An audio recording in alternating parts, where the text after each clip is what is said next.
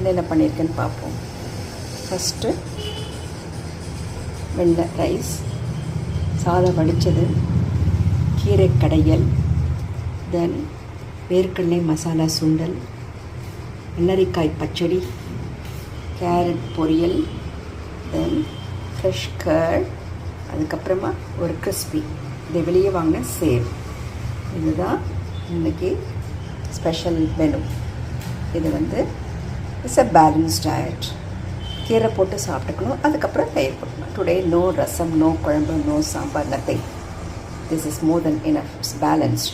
You have carrot for vitamin C, curd for probiotic, sundal for protein, keerai for minerals, and curd again. So limited cup of rice. இதெல்லாம் உடம்புக்கு நல்லது. இந்த மாதிரி சாப்பிடணும்.